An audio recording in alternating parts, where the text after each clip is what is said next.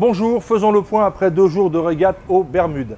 Il apparaît qu'après 12 manches courues dans un vent de 12 nœuds très variable, les Américains et les Kiwis ont une très bonne lecture de plan d'eau, nos petits Français manquent de vitesse et les Anglais de réaction.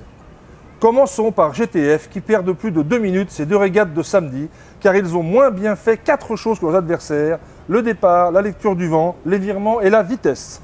Changement de décor le dimanche où GTF prend un super départ lancé, augmente de plus de 3 nœuds sa vitesse basse en virement et joue bien le vent sur les 2 bords de près. Il manque juste 2 à 3 nœuds en vitesse de pointe qui ont bien failli voir Artemis les passer sur la ligne. Victoire de 3 secondes, bien joué messieurs. Passons maintenant aux Anglais. Au départ de la dernière manche du premier jour, les Japonais glissent dessous pour tenter le hook, s'arrêtent en plantant un peu et les Anglais, obligés de loffer en tant que bateau au vent, perdent l'équilibre, réagissent trop tard et leur montent dessus.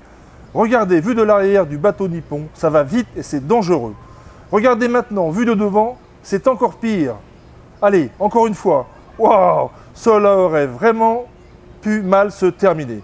D'ailleurs, cela s'est mal terminé pour la barre de Barker et encore moins bien pour des Anglais qui ont failli couler fond de coque troué avec comme d'habitude des heures intenses de nuit pour les short teams. Dans l'ordre, découper, sécher, poncer, laminer, faire le vide et poncer encore avant de peindre. Le bateau était prêt pour la régate du lendemain. Bravo les gars, je vais vous le redire encore, pas de victoire sans un short team fiable et compétent. Voilà le classement, après 12 régates sur les 30 que comptent les qualifiers. Les Américains mènent la danse et les Anglais sont bien contents de leurs 2 points des actes. Il faudrait regarder le ratio défaite sur régate courue en ne tenant pas compte des points des actes.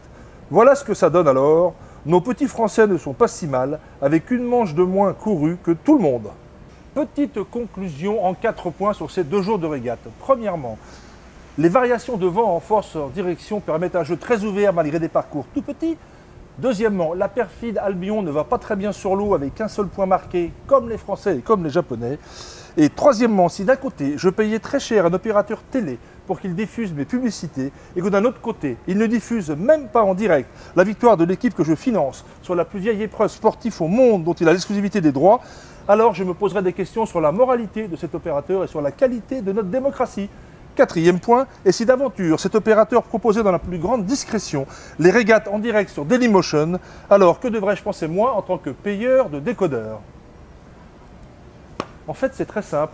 Si les télévisions ne font pas leur boulot, il n'y a aucune raison que les commanditaires de nos équipes de voile ne continuent à faire le leur. À ce soir pour les régates.